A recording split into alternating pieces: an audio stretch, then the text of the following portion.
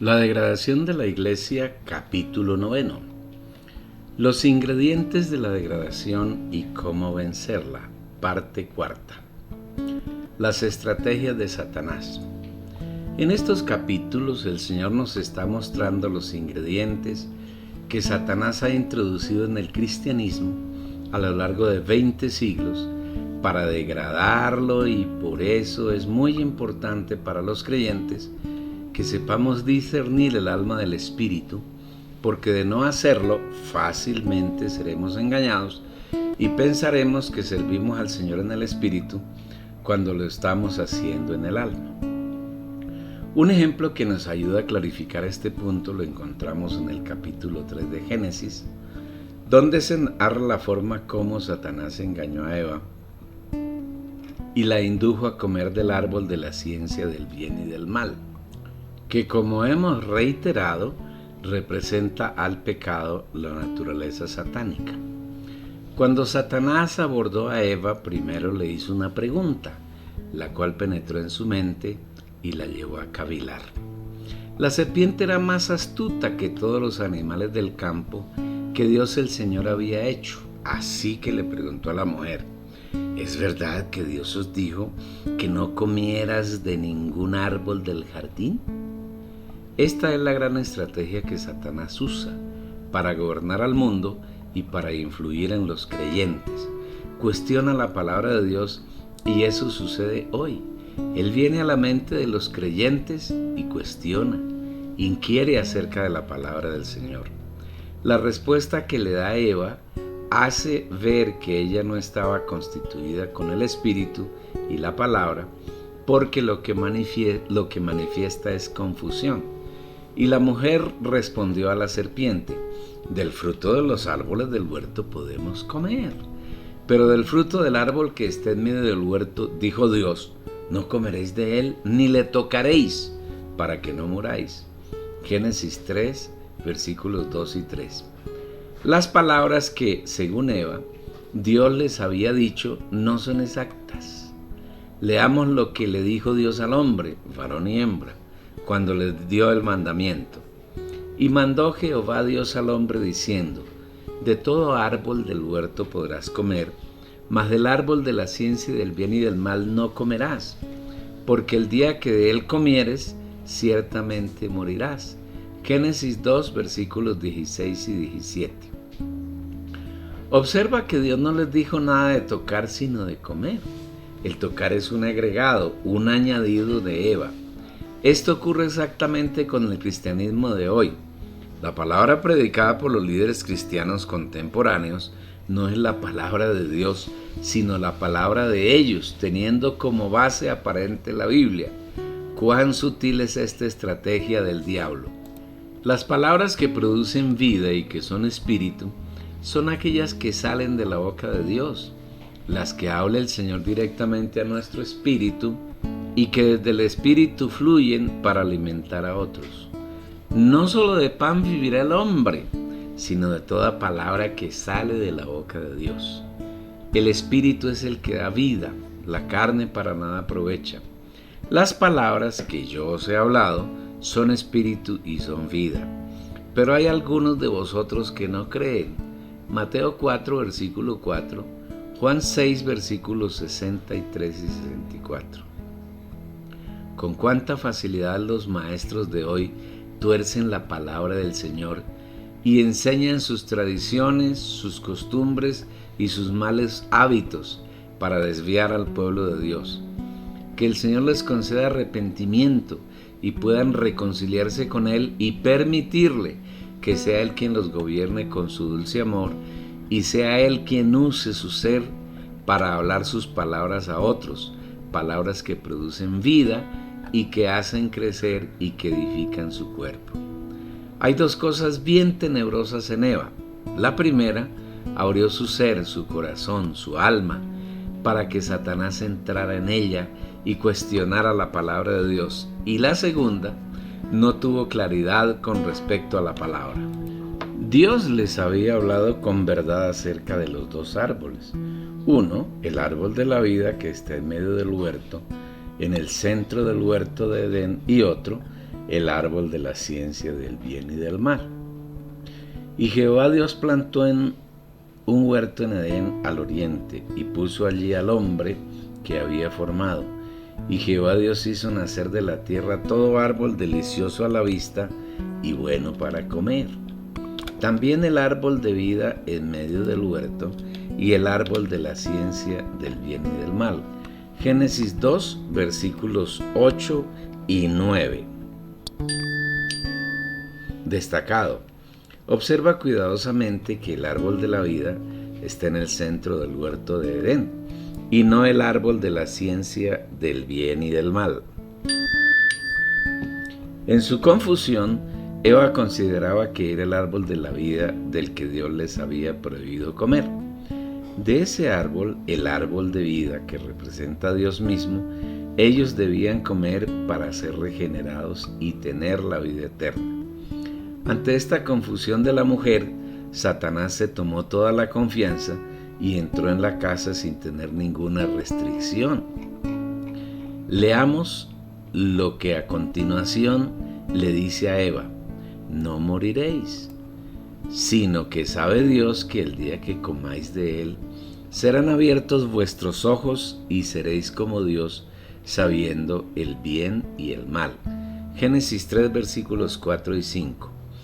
Como creyentes debemos ser muy cuidadosos en no darle ninguna oportunidad al enemigo, porque él anda buscando la más mínima rendija en nuestra vida para penetrar por ella y hacernos daño. Como el gran abusivo y abusador que es, el diablo se tomó el atrevimiento de tratar a Dios de mentiroso. Observa con detenimiento la pequeña frase: sabe Dios. Es como si el vil malvado le dijera a Eva: Dios no les ha dicho toda la verdad, y él sabe que es así. Si ustedes comen del fruto de ese árbol y no les aclara cuál, serán abiertos vuestros ojos. En otras palabras, acusa a Dios de mantener a Adán y a Eva en tinieblas. Serán abiertos vuestros ojos. Les está diciendo que por culpa de Dios ellos no podían ver, porque sus ojos estaban cerrados, estaban ciegos. ¡Qué mentira más infame! Como todo lo que habla el perverso diablo. ¿Cómo no iban a estar abiertos los ojos del corazón de ellos si vivían en permanente comunión con el Señor, se veían con Él cuando quisiesen, hablaban con Él, conocían sus deseos, obedecían lo que Él les mandaba y vivían en una esfera de comunión íntima? Destacado. No olvides, amado lector, que un arma poderosa que el enemigo usará contra ti es la duda frente a la palabra que el Señor te habla.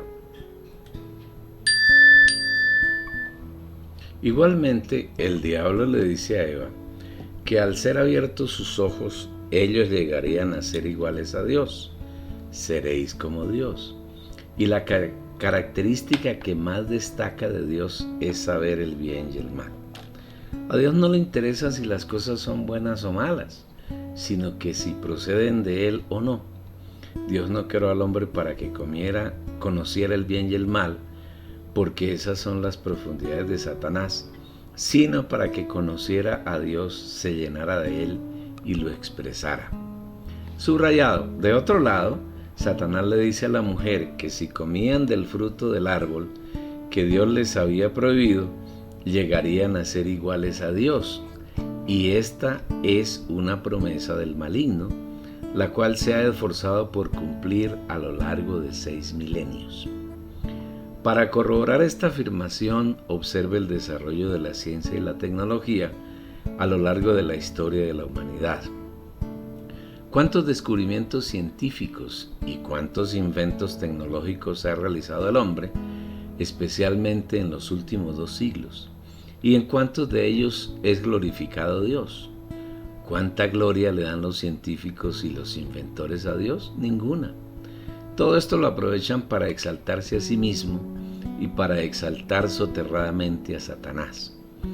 El desarrollo científico ha llegado a tal punto que en la tercera década del siglo XXI, los científicos tienen la capacidad de crear, entre comillas, vida a partir de elementos sintéticos. Con el descubrimiento del genoma humano, los hombres de ciencia están en capacidad de hacer que un ser humano nazca con determinadas características de color de piel, color de los ojos, del cabello, estatura, etc. Aquí está parte del cumplimiento de la falsa promesa de Satanás de hacer que el hombre llegue a ser igual a Dios. La especialidad de Satanás es la falsificación del plan de Dios. Si usas tu espíritu, verás que el propósito eterno de Dios es hacer al hombre igual a Dios en su vida y su naturaleza divina, no en su deidad. Véalo en la Biblia. Hasta que todos lleguemos a la unidad de la fe y del pleno conocimiento del Hijo de Dios, a un varón de plena madurez, a la medida de la estatura de la plenitud de Cristo. Efesios 4, versículo 13. La meta que Dios tiene con todos sus hijos es que lleguemos a ser exactamente iguales a su Hijo. Y el Hijo es Dios mismo, es Dios completo. Al Señor Jesús no le falta nada para ser igual a Dios, para ser el único Dios. En el principio era el Verbo, y el Verbo era con Dios, y el Verbo era Dios, porque en Él habita corporalmente toda la plenitud de la deidad. Juan capítulo 1, versículo 1 y Colosenses capítulo 2, versículo 9. Por supuesto que nosotros no seremos dioses en el sentido de ser adorables, porque solo hay un Dios y Él es el único digno de ser adorado. Pero en su inmenso amor y su misericordia nos ha dado su naturaleza divina y su vida para que nosotros participemos de ella. Como todas las cosas que pertenecen a la vida y a la piedad nos han sido dadas, por su divino poder, mediante el conocimiento de aquel que nos llamó por su gloria y excelencia, por medio de las cuales nos ha dado preciosas y grandísimas promesas, para que por ella llegaseis a ser participante de la naturaleza divina, habiendo huido de la corrupción que hay en el mundo a causa de la concupiscencia. Mas a todos los que le recibieron, a los que creen en su nombre, les dio potestad de ser hechos hijos de Dios, los cuales no son engendrados de sangre, ni de voluntad de carne, ni de voluntad de varón, sino de Dios. Segunda de Pedro 1, versículos 3 y 4, y Juan capítulo 1, versículos 12 y 13. Aquí está el propósito de Dios, consistente en que el hombre llegue a ser igual a Dios en vida y en naturaleza, no en la deidad. Igualmente podemos ver la falsificación de Satanás cuando le prometió a Eva que si comía del fruto del árbol que Dios les había mandado no comer, serían iguales a Dios. Digámoslo en estas palabras: Dios tiene un propósito y aparentemente Satanás se aviene al mismo propósito de hacer al hombre igual a Dios, y para ello se esfuerza en hacerlo por medio de la ciencia y la tecnología y el llamado desarrollo humano a través de los siglos que el hombre ha vivido en la tierra. En apariencia, Dios y Satanás tienen el mismo propósito con el hombre: hacerlo igual a Dios. Entonces, ¿dónde está la diferencia entre el trabajo del Señor y el de Satanás? El medio que usa uno y otro. Dios trabaja en el hombre desde el espíritu humano y desde él satura el alma. En cambio, Satanás pretende usar el alma del hombre, infundiéndolo con sus patrañas, especialmente a través de los sentidos del cuerpo, e influyendo su mente, voluntad y emoción por medio de sus emisarios, los ángeles caídos. Eso hizo con Eva en el huerto de Edén. Tocó su alma, impresionó la mente, la voluntad y la emoción de la mujer, y cuando ésta le abrió el alma al diablo, él tomó posesión de ella y la corrompió, la llenó de muerte y adormeció las funciones del espíritu humano. Una vez que el hombre comió del árbol de la ciencia del bien y del mal, Dios se presentó a corroborar lo que el hombre había hecho y a cumplir la justa sentencia que había proferido en caso de que el hombre desobedeciera. El Señor procedió inmediatamente a arrojar del huerto a Adán, y como consecuencia éste ya no podía tener comunión con Dios. Al no haber comunión e intimidad con su Creador, Adán tampoco podía conocer a Dios, es decir, su intuición del Espíritu también dejó de funcionar. La única función que aún tenía un poco de acción es la conciencia. Sin embargo, Satanás la fue trabajando a tal grado que logró cauterizarla. Y eso ocurre con las personas que hoy no creen en el Señor. Todas las funciones de su espíritu están apagadas, su conciencia cauterizada. No tienen ninguna posibilidad de contactar a Dios en su comunión, pues esta no funciona. Tampoco les es posible conocer a Dios, pues a Él se conoce solamente con el espíritu humano y éste está completamente amortecido. Por estas razones, el hombre incrédulo vive totalmente en su alma y gobernado por Satanás. El mundo entero está bajo el maligno. Primera de Juan 5, versículo 19. Al mirar esta triste condición del ser humano, se nos presenta un panorama desolador y sombrío. Sin embargo, nuestro Señor no es Dios de derrotas, sino de victorias. Él puso en acción su plan de redención y pasado algún tiempo se gestó como hombre en una virgen israelita, nació como hombre, recobrando el propósito original de Dios de mezclarse con el hombre, vivió en la tierra como Dios hombre por más de 30 años, murió en una cruz y mediante su muerte aplastó a Satanás, quitó el pecado, limpió nuestros pecados, acabó con el sistema diabólico que se llama el mundo, mató y anuló el viejo hombre, anuló a los ángeles caídos de los demonios, nos reconcilió con Dios y resucitó. La noche de la resurrección vino como el Espíritu Santo y se inoculó mediante su soplo en los discípulos, y el espíritu humano de estos y de nosotros fue avivado, volvió a funcionar plenamente. Ahora Dios no solo tenía comunión con Jesús como hombre, sino que tenía un grupo que en Pentecostés era de 120 discípulos, en los cuales moraba como el Espíritu, tenía intimidad con ellos. Estos eran guiados totalmente por el Señor de su Espíritu y comenzó el proceso de llenar sus corazones de la naturaleza divina. Usando a estos 120, el Señor comenzó a predicar su palabra por todo el mundo conocido en aquel entonces, y la tierra fue llena de su palabra. Un día recibieron al Señor más de 3,000 personas. Sus espíritus fueron avivados, nacieron de nuevo y entraron a formar parte del cuerpo de Cristo, a ser miembros de Él. Otro día fueron más de 5,000 los que se unieron a la iglesia, siendo regenerados.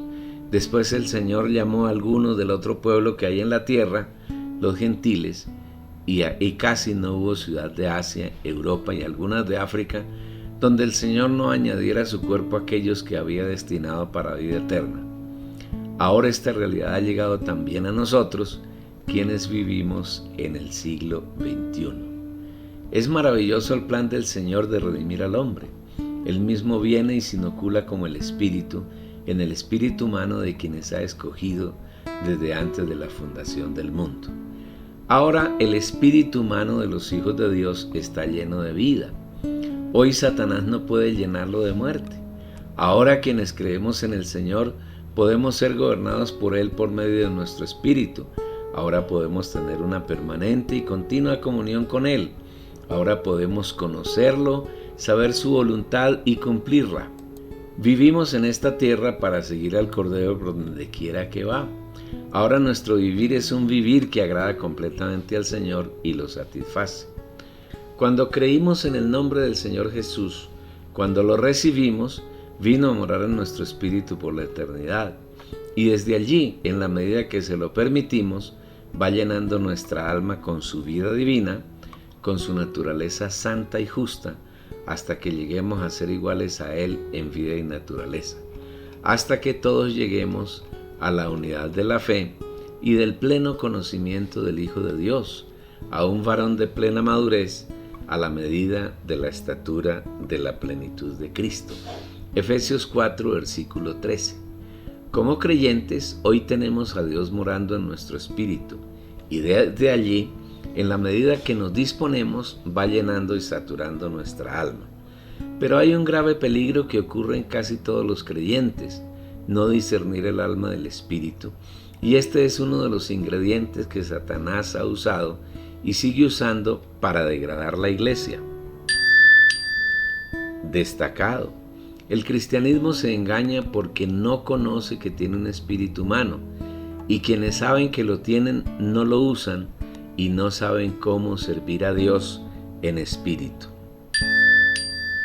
La gran mayoría de los llamados servicios en el cristianismo se hacen en el alma, y estos son abominables y desagradables al Señor.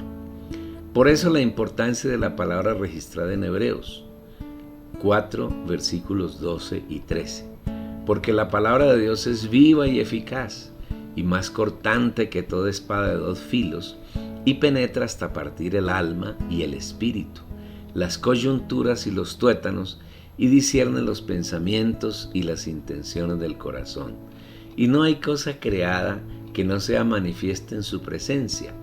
Antes bien, todas las cosas están desnudas y abiertas a los ojos de aquel a quien tenemos que dar cuenta.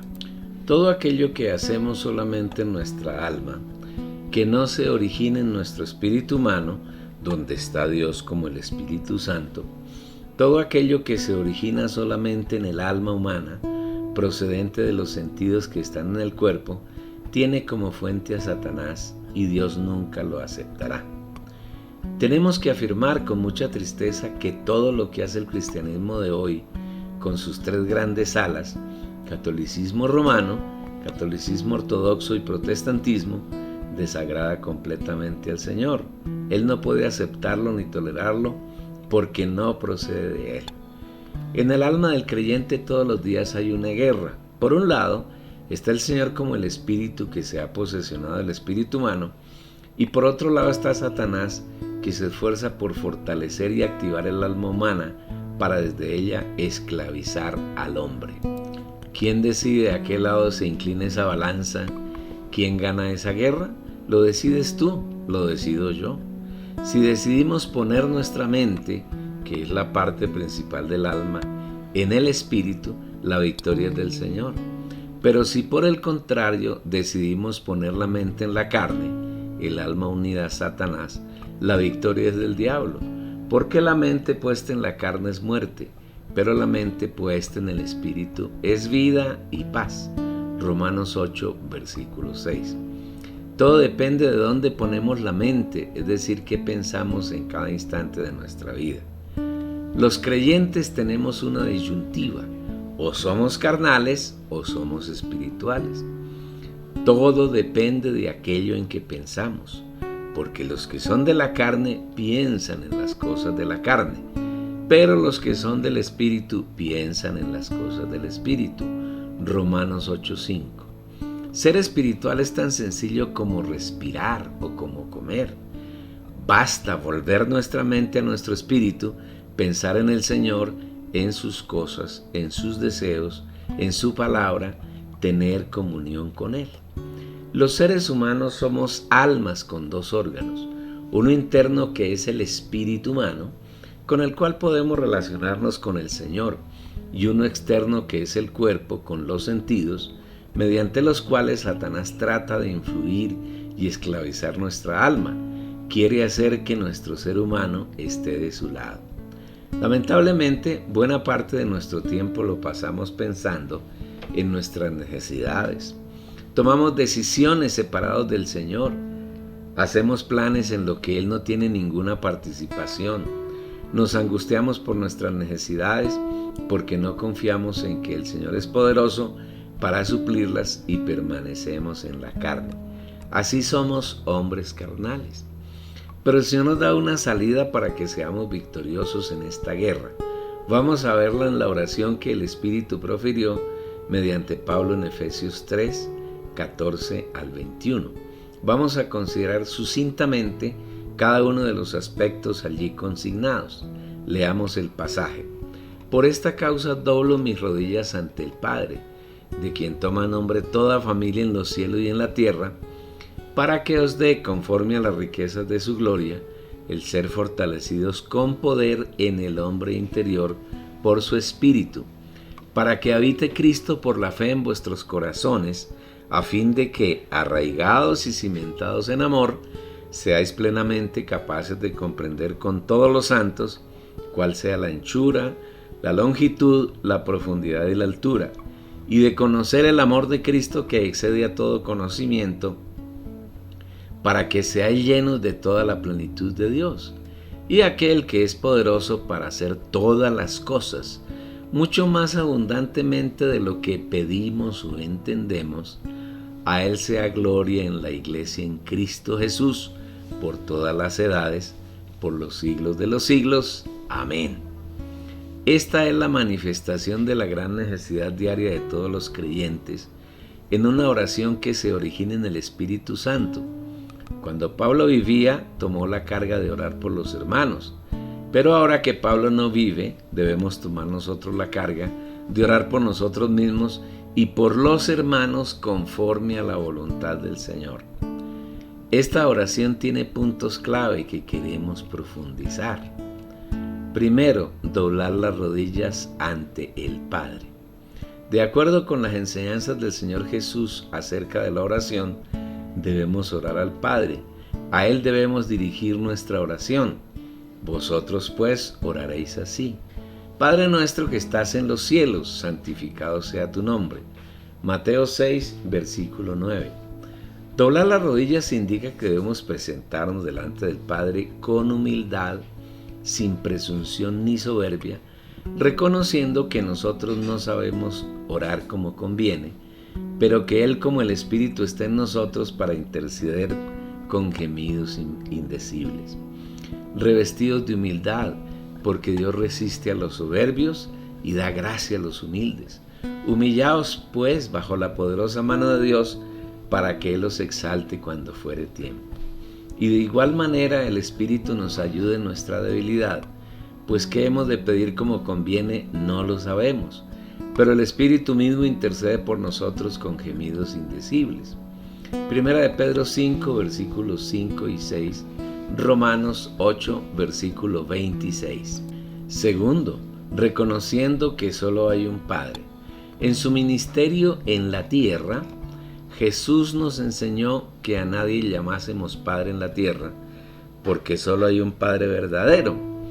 Y no llaméis Padre vuestro a nadie en la tierra, porque uno es vuestro Padre, el que está en los cielos.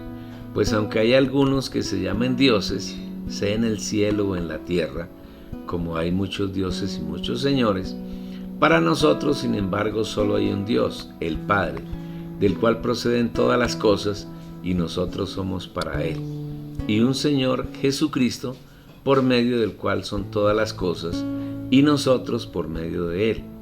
Mateo 23, versículo 9, 1 Corintios 8, versículos 5 y 6.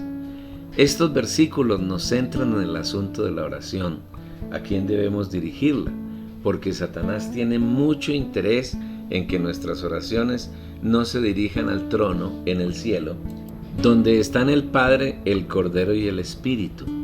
Por eso es necesario que cuando oremos entremos en nuestro aposento, que es el espíritu humano, y allí en secreto con el Padre oremos en íntima comunión con Él. Mas tú, cuando ores, entra en tu aposento, y cerrada la puerta, ora a tu Padre que esté en secreto, y tu Padre que ve en lo secreto te recompensará. Mateo 6, versículo 6. Él es el Padre de toda familia que hay en los cielos y en la tierra, enfatizando el hecho de que Dios nos ha constituido como hijos suyos desde el momento en que nosotros creímos en el Señor Jesús y lo recibimos, y que hoy la única familia genuina y real que hay en el universo es la familia que formamos nosotros los creyentes con el Dios eterno. Que Dios sea nuestro Padre quiere decir que Él nos ha engendrado, dándonos su esencia divina, y tenemos con Él una unión de vida que nadie puede romper. Con esa certeza podemos acercarnos al trono de su gracia en oración para ser nutridos con todas sus riquezas. Tercero, las riquezas de su gloria. ¿Qué son las riquezas de la gloria del Señor? Es todo lo que el Señor es, tiene y ha hecho a nuestro favor. En primer lugar, Dios tiene unos atributos que le son inherentes y únicos en Él. Dios es justo, recto, correcto, y Él es el único justo que hay en el universo, pues no hay justo fuera de Él. Como está escrito, no hay justo ni aún uno. Romanos 3:10. Siendo el único justo, nos ha participado de su justicia cuando creímos en Él y nacimos de nuevo. Al que no conoció pecado, por nosotros lo hizo pecado, para que nosotros fuésemos hechos justicia de Dios en Él. Segunda a los Corintios, capítulo 5, versículo 21. Destacado. Dios también es vida. Él es la vida eterna, la vida que no se marchita ni se corrompe. Él es la vida que no puede contaminarse con nada, ni siquiera con la muerte. A pesar de que Dios en Cristo pasó por la muerte, ésta no pudo retenerlo ni contaminarlo, sino que por el contrario, esa vida magnífica y eterna venció la muerte, resucitando a Jesús y resucitándonos a nosotros con Él, al cual Dios levantó suelto los dolores de la muerte, por cuanto era imposible que fuera retenido por ella. Aun estando nosotros muertos en pecados, nos dio vida juntamente con Cristo, por gracia sois salvos. Y juntamente con Él nos resucitó y asimismo nos hizo sentar en los lugares celestiales con Cristo Jesús. Hechos 2, versículo 24, Efesios 2, versículos 5 al 6. Esa vida eterna hoy está en nuestro espíritu y por esa vida viviremos eternamente. Otro de los atributos de Dios es la santidad. Dios es santo y es el único ser santo que hay en el universo. No hay nada ni nadie que pueda compararse con Él. El Señor es distinto de todas las cosas y las personas que hay en la creación. En Él no hay nada inmundo, nada pecaminoso, nada corrupto. La forma como el catolicismo se refiere al Papa es una blasfemia. Lo llaman, comillas, su santidad y Santo Padre. Con esa frase lo están haciendo igual a Dios, cuando ni siquiera es creyente. Hacerse igual a Dios es una actitud satánica. Tú que decías en tu corazón, subiré al cielo, en lo alto junto a las estrellas de Dios levantaré mi trono, y en el monte del testimonio me sentaré a los lados del norte, sobre las alturas de las nubes subiré, y seré semejante al Altísimo. Mas tú derribados eres hasta el Seol, a los lados del abismo. Isaías 14, versículos 13 al 15. A nosotros, los hijos de Dios, a quienes hemos creído en el Señor Jesús y lo hemos recibido, nos ha hecho y nos está haciendo partícipes de su santidad. Y aquellos ciertamente por pocos días nos disciplinaban, como a ellos les parecía, pero para lo que nos es provechoso, para que participemos de su santidad. Hebreos 12, versículo 10.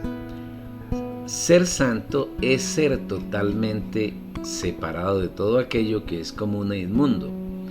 Y cuando creímos en el Señor, cuando lo recibimos, Él vino a morar en nuestro espíritu y nos santificó, nos santifica y nos sigue santificando. En la medida que diariamente recibimos su gracia y la disfrutamos, nos va haciendo más santos hasta que llegamos a ser santos como Él, es decir, totalmente saturados de Él y separados para Él. En el Antiguo Testamento, las cosas, los animales y las personas que se consagraban al servicio del Señor eran santos. Antes estaban en el mundo y tenían un uso común, pero una vez que se consagraban al Señor, eran santificadas para uso exclusivo del Señor. Destacado. En el Nuevo Testamento, los hijos de Dios, que somos todos aquellos que creemos en el Señor Jesús, que lo hemos recibido, que hemos nacido de nuevo, somos santos porque aquel que es santo mora en nosotros. Antes éramos comunes, vivíamos para el mundo y conforme al mundo, conforme al príncipe de la potestad del aire. Y Él os dio vida a vosotros cuando estabais muertos en vuestros delitos y pecados, en los cuales anduvisteis en otro tiempo, siguiendo la corriente de este mundo, conforme al príncipe de la potestad del aire, el espíritu que ahora opera en los hijos de desobediencia, entre los cuales también todos nosotros vivimos en otro tiempo en los deseos de nuestra carne, haciendo la voluntad de la carne y de los pensamientos, y éramos por naturaleza hijos de ira, lo mismo que los demás. Efesios 2, versículos 1 al 3. Ahora que Dios mora en nosotros, somos santos y vivimos diariamente una vida de santidad. Antes vivíamos y hacíamos todas las cosas inmundas que hacen las gentes que están en el mundo. Ahora que estamos en el Señor y que Él está en nosotros, buscamos hacer lo que le es agradable. Y en la medida que disfrutamos de su gracia, vamos siendo más y más santificados, hasta que llegue el día que estaremos totalmente llenos de Él y seremos totalmente santos. Otro de los atributos de Dios es el amor. Dios es amor. 1 Juan 4, versículo 8. Los creyentes podemos vivir diariamente una vida de amor que no es nada distinto a la expresión de la vida y la naturaleza de Dios. No debe confundirse el amor de Dios con el sentimiento humano que llamamos amor. Los sentimientos del hombre cambian como el clima. En un momento aman, en el siguiente aborrecen. Confiar en el amor del hombre nos lleva a errar el blanco, porque en un momento el hombre ama apasionadamente y en otro momento ese amor cambia y se convierte en odio. El amor de Dios requiere ser trabajado en nosotros, y en la medida que Él lo trabaja se va volviendo más firme hasta el punto de que vivimos una vida de amor.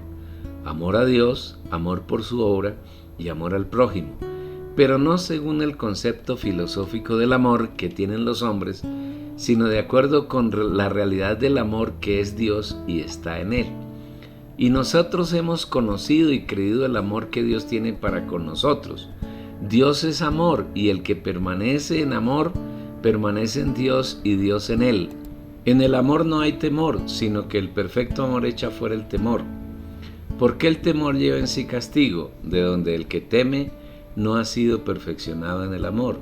1 Juan 4, versículos 16 al 18. La luz es otro de los atributos de Dios.